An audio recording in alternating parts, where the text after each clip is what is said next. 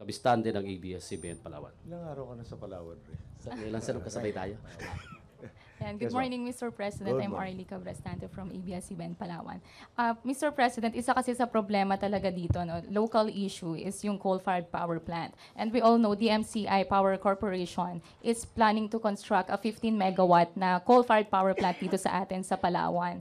So ngayon po, general sentiments ng mga Palawenyo ay no to coal. And then yung maraming NGOs ang medyo kumokontra dito kasi alam natin destructive talaga itong coal-fired power plant dito sa atin sa lalawigan ng Palawan, and which is considered as the last ecological frontier and also a premier tourist destination. So hindi po ba pwedeng i-spare na lang natin itong Palawan sa mga ganitong klaseng proyekto? So what is the government stand on this matter? Share ko muna some facts, no, if I remember correctly. Number one, meron yung tinatawag na SPAG areas, no? Yung missionary routes, yung kukunti yung power we have to provide but nobody wants to come in to provide the power. So gobyerno nag-ano nun, ang nagpo-provide.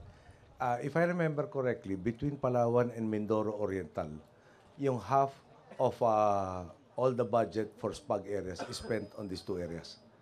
Okay. In short, pag natanggal natin sila sa SPAG areas, kalahati kagad nung budget na nandun. Pero having said that, ang alternative natin ngayon, kailangan mo ng tinatawag na base load plants. Ibig sabihin, kunyari sabihin may nagsabi, bakit hindi tayo mag-solar na lang? Yung solar, syempre yung efficiencies will also be dependent on the prevailing weather conditions. Hindi ko alam kung may hydro na capacity dito. Pero so far, ang talagang reliable na available for Palawan in particular is coal or diesel. Okay. So, tanong, and I think the SPAG area here is run by fuel oil. No? Yes. So I don't know if fuel oil is less environmentally destructive than coal. Okay? So balik tayo dito. It's back to a question of do we want power or not. But at the end of the day, no, it is the local community that decides. No? Pero balikan ko lang kayo. We are projecting 10 million tourists by 2016 by the time I step down. We are very close to 5 million already as of last year. A lot of these tourists will be going to Palawan. I'm sure you're aware of all the developments that are happening here. Plus yung airport, di ba? I-upgrade rin natin. And all of that, no, plus the upstream and downstream industries will need power. And if it's not available, then practically we're saying, parang wala na rin yung tourism na big industry dito or yung growth or projected growth. So at the end of the day, we don't impose. No? We will dialogue with you and with the local community. But it has to be a common decision based on the available facts. Ngayon, gusto rin natin mag-gas. Sinabi sa atin, two things. One, gas is more expensive than natural gas. Number two, the Philippines lacks the regasification plant. Na yung pag transfer mo in bulk, either CNG, yung compressed natural gas or liquefied, then you have to regasify before it's used in the plant. And unfortunately, we don't have a regasification plant at this point in time. So balik tayo. Coal or diesel reliable sa base load. Then, again, we will dialogue with you, then you tell us you're the bosses. Yeah. Okay. Thank you. Thank Thank you, you. Mr. President. James Biernes, GMA Super Radio.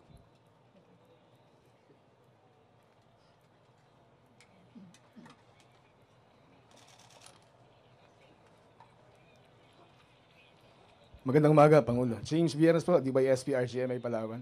Ano mga Ito po man nakalipas sa marami ng pagkakataon, ay marami hong nahuhuling mga poachers sa teritoryo natin sa Palawan. Pero magkaganon pa man, sa kabilang pagkakahuli na yon, ay karamihan ay hindi ho nabibigyan ng tamang kaparusahan na nagiging dahilan po para sa mga law enforcement agencies natin na magkaroon ng frustration at pagkadismaya. Sa pagkakahuli ho nito nakalipas na 11 Chinese fisherman, 2 minor de edad na ipatapon na pabalik ng China, naiwan yung Siam. Mabibigyan ho ba natin ng konting kasiguruhan ang mga kababayan natin o paano natin mabibigyan ng ikangay moral yung pong mga law enforcement agencies natin na nanguhuli nagpapatupad ng batas na mabibigyan ho ng tamang hustisya o kaparusahan ito pong huling pangyayaring pagkakahuli. magle-lecture tayo ng konti. Signatory tayo sa UNCLOS, di ba? Yung lahat ng sinasabi natin na parang pag-iurak sa karapatan natin, binabase rin natin among standard international law sa UNCLOS or the United Nations Convention on the Law of the Sea. Under UNCLOS in particular, pag meron itong mga poachers, no, hindi sanction ng UNCLOS yung pagkukulong sa kanila. Pagkukulong meaning yung, I'm trying to remember the exact phrase, pero yung imprisonment cannot be, and other forms of corporal punishment cannot be meted out for poaching. So, pumirma tayo doon sa kasunduan yun, 1982. Sa totoo lang, no, 1982 kakagraduate ko ng college. So, hindi ako pumirma nun. Para ilagay lang natin sa tama sa record, okay? So, pwedeng i-fine, pagkaintindi ko, pwedeng arestuhin, pero hindi mo pwedeng ikulong as a penalty, which is yung nakasaad doon sa ating batas. Under Article 2 of the Constitution, Section 2, yung the second part, the second part of the statement says, adopts the generally accepted principles of international law as part of the law of the land. So, dulo nito, habang sinasabi nagtatanggol natin yung karapatan natin under UNCLOS, lalabagin rin natin yung provision ng UNCLOS, inconsistent tayo. Okay, now, bago pa man din inarap yung posisyon na yun, binibigyan ng mga West, nasa sentensyan Pagkaupo ko, meron mga sinintensyan, pero binigyan rin ako at saka mga dati nating Pangulo ng karapatan for diplomatic considerations to set aside the sentence. But they have been convicted. So, kung tutusin, nahuli, dumaan sa proseso, na-convict, tapos ang tanong lang dito, yung kaukulang punishment. No? So, fortunately, yung signatoryang bansa natin, nakasaad na hindi pwedeng i-met out yung kulungan. Pero yung fine, pagkaintindi ko, ay pwede, at pwede rin natin arestuhin at kumpiskahin yung mga illegally fished items. So, be they yung sea turtles, yung corals, giant clams, etc. Salamat, Pangulo. Okay, isa pang kapamilya, kapuso pala, Ian Cruz, GMA7. Mr. President, magandang hapon po. Si Ian Cruz po ng GMA 7. Mr. President, sa pagsunod po natin sa conduct sa West Philippines, tila po yata na pag-iiwan na naman yung mga isla natin. Like yung Vietnam, Malaysia, and other countries, yung China po. May malalaking facilities po sila and mukhang modern po. So ano pong plano natin? Ngayon po, pinaganda po natin itong NAV4 West. May maganda tayong mga capability dito. Sa mga remote islands po na yun, ano pong plano natin? Ian, if I can refer you to the Declaration of Conduct on the South China Sea. No? Signatory tayo dyan. And so many, well, di ba, we agreed to it in 2002. At isa sa provisions yan, if I'm not mistaken, it's kasi ba DOC? Anyway, nandun sa DOC, not to inhabit presently uninhabitable islands. So, pag nagtayo tayo ng facilities doon to inhabit the previously uninhabitable, pati tayo, di ba, are guilty of violating the agreement that we all agreed to. So, I don't think that is the proper end. So, okay. Declaration, it's the fifth of the declaration. The parties undertake to exercise self-restraint in the conduct of activities that would complicate or escalate disputes and affect peace and stability, including, among others, refraining from action of inhabiting on the presently uninhabited islands, reefs, shoals, cays, and other features, and to handle their differences in a constructive manner. Close quote. No? So, yung paglagay nila doon, paniwala ko, napakaliwanag, violation. Maski gano'ng kagaling na abogado, hindi mo mapapagtanggol na itong, ano ba yung definition? Island, kailangan, inhabitable. May facilities, for instance, yung source of water. No? Dapat talagang enough to sustain the community. Pero inhabited, ibig sabihin may tao na to begin with. Hindi mo dinla doon. At para manatili sila doon, hindi ka nagdadala ng supplies para makapanatili sila doon. So, pagtatayo nito mga facilities nila, yung pagre-reclaim doon sa Mabini. No? Sa Mabini. Talagang mukha namang violation of both the spirit and the letter of the DOC, which was agreed upon in 2002. And we brought this up, and we'll be bringing it up again before ASEAN and probably also in ITLOS. Mr. President, mayroon po mga development ngayon sa Paracel Islands. Sinasabi po may mga pinalubog ngayon ng mga bangka ng Vietnam. Ano pong reaksyon natin dito at anong hakbang natin sa mga susunod na araw para sa atin naman mga mangingisda? Well, kakatanggap ko lang ng balita, tila mo isa. No? Pero hindi pa natin ako-confirm, so naghihintay ako ng confirmation. Pero doon pala sa Myanmar, sa ASEAN na dialogue, sumali na tayo doon sa pag-express ng alarm sa nangyayari. At ang masakit nga nito, nung bumisita sa atin si Premier or Prime Minister Tanzung ng Vietnam, yung 80 na ibinabahagi sa ating report, 80 barko raw ng China na nando sa kasalukuyan nagbabantay ng kanilang oil rig at kakaroon ng tensyon, tumaas pa raw ang bilang na 120 o 130 kung tama ang tanda ko. Naalarma tayo dito at sumama tayo sa panawagan na meron nga tayong usapan, nandun na nga sa DOC, sa pag-i-increase ng tension, nandun na nga yung lahat nagsabi will conform to international law, lahat nagsabi ng peaceful negotiations, sa tayo nababahala na bakit ganito ang nangyari mga developments. Pero having said that, siyempre, pinapanood natin lahat ang nangyayari dyan, kinukuha natin yung mga tamang leksyon, at pinag-aaralan ng ating Sandan de Lakas, Coast Guard, at iba mga concerned agencies na, kumbaga, tinitingnan ng mga possible na scenarios at anong appropriate response natin. Ngayon, kung sasabihin ko naman yung mga response natin, parang binigay ko na yung game plan natin sa mga hindi parehong pananaw sa atin. So, palagay ko, ipabayaan na natin nakalihim muna yung ating mga contingency plans. Salamat po, sir. Thank you, Ian. Thank you. Lipat tayo sa kapamilya. RG Cruz. Good morning, sir. Sir, just to follow up on China, no? So what message are you sending to China by being here in this base, which has been reported to be a base that may be covered by the Enhanced Defense Cooperation Agreement? RJ, parang not everything I do is di ba? Parang bang related to China. Okay. Okay, yung hindi porket kumain ako ng Chinese restaurant, ibig sabihin ko naghahabol ako ng Okay. better relations with them. Although I want better relations with them. Yes. But if we listen to the FOIC earlier, he mentioned, no, nasa mga facilities natin ngayon, parang basically Puerto Yeah. Princesa. Pupunta ka ng West Philippine Sea, wala naman yung kanal na tatawid ka lang ganun. Iikot ka pa either sa taas o sa baba. Yung expenditure ng fuel, yung harm to the environment, which is so essential in this particular area in particular. No? So this is our closest geographical facility to an area where we have a lot of interest.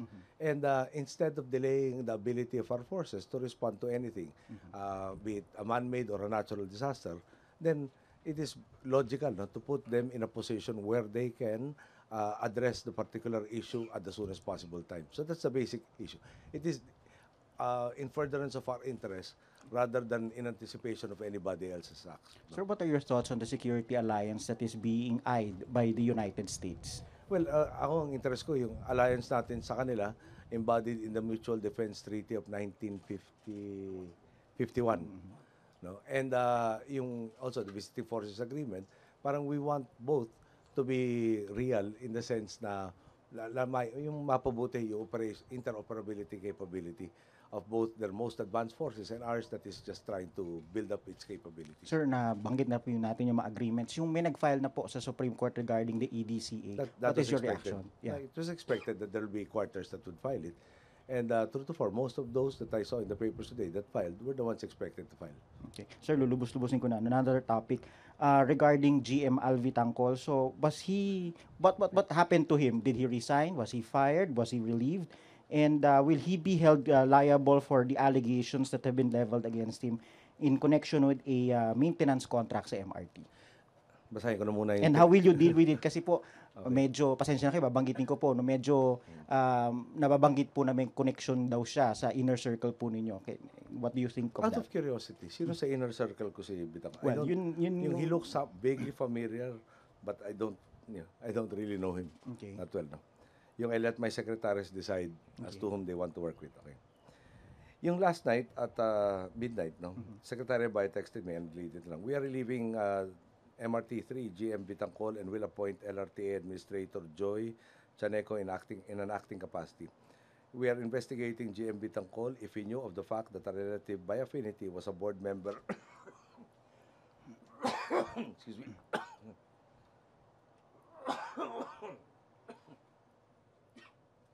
Anyway, shortcut ko lang, medyo Go ahead. mahaba yung text eh.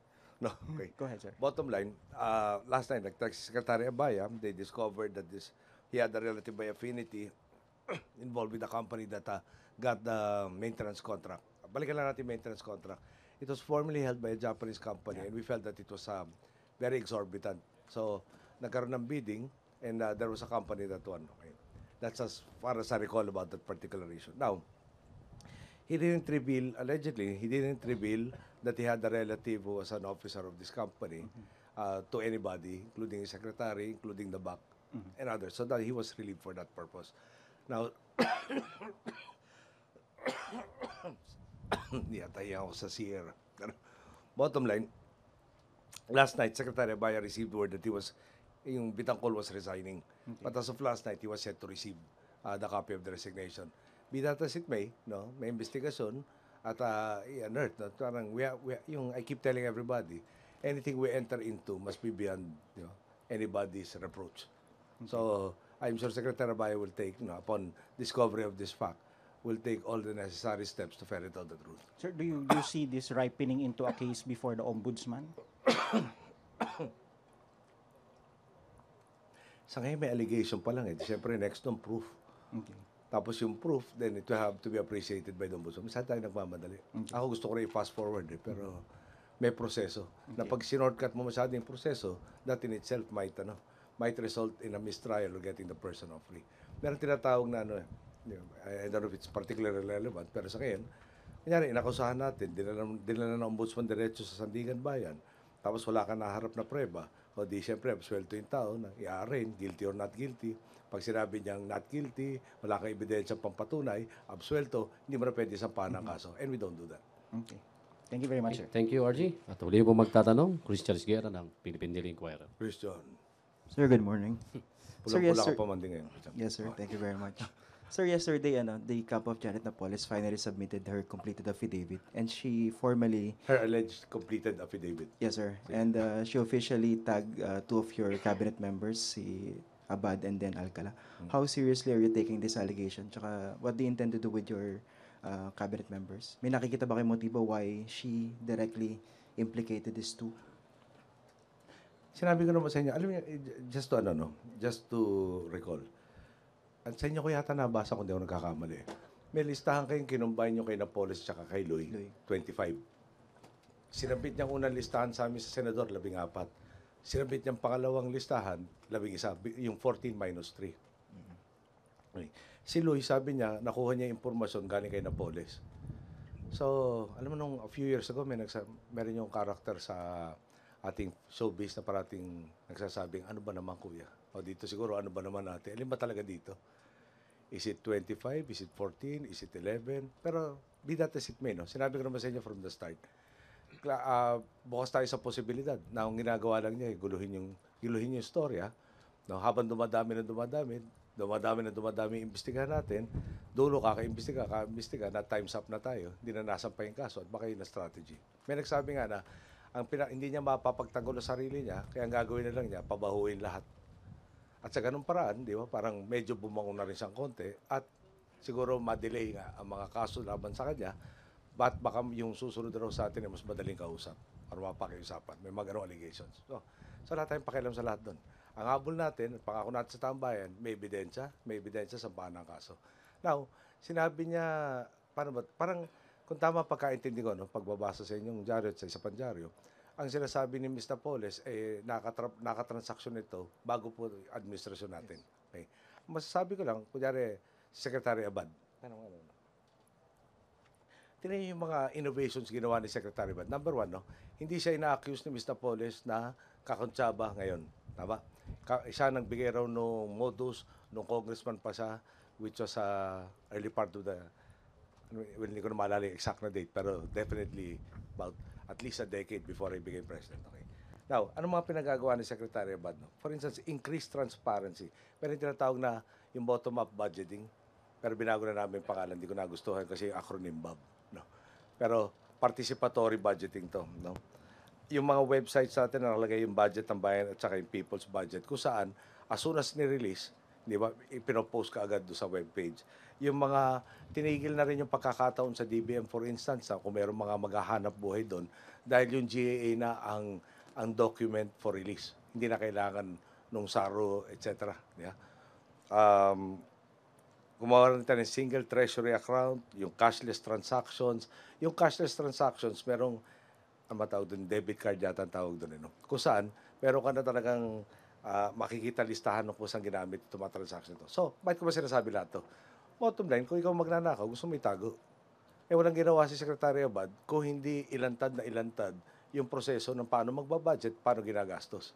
So, imbis na palakihin niya yung pie na pwede niyang pagkunan, tila pinahirapan pa niya kung ang ambisyon niya ay magnakaw. Okay?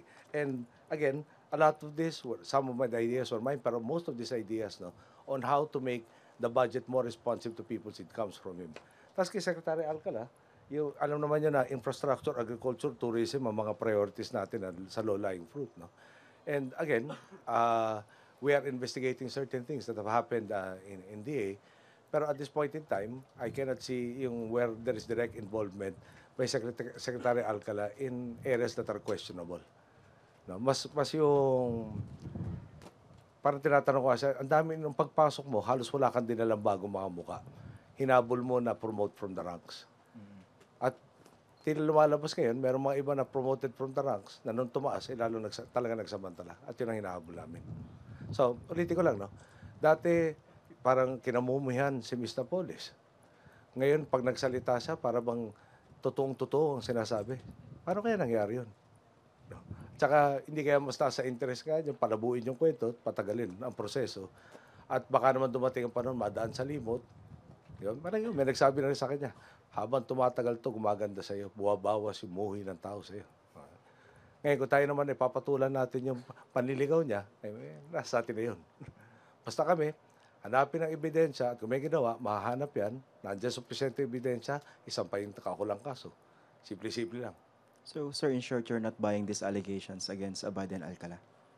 Well, I need to see the evidence. No? Yung, for instance, no, may isang issue pa pinipilit silang palakihin ngayon, yung Tres Marias. Oh, parang masakit doon. Tama yung sinabi ng isang binanggit doon eh. Matagal-tagal na siya nag-resign. So, hindi man lang ma-check na wala na siya sa gobyerno. No? Tapos sinasabi currently. Yeah. So, ulit, ang daming kwento ginagawa. Sinabi ko naman sa inyo nung araw pa, meron nga isang, natin, politiko na nag-coin nung expression na kung hindi mo kayang bumango, pabahuin mo lahat. Sir, last, considering the scenarios that you're talking about, do you see someone, a bigger person, trying to control this scenario? Tapos para nasa I don't likod siya ni I don't have Napoles. evidence right now, no. But I know personalities who are actively trying to muddle the issue. Pero balikan ko lang yung previous na tanong, no. Pag inaccuse ang isang tao, pag politiko o nasa gobyerno ka, kailangan sibaking kaagad. Pag, di ba, naakusa lang sa barangay na sorry, hindi ko makuha yung exact phrase, pero yung barangay justice, punong tagapamayapa. Pag inaccuse ka doon, may proseso sila eh. Sa barangay lang yun. Yung maingay, yung TV mo masyado. No?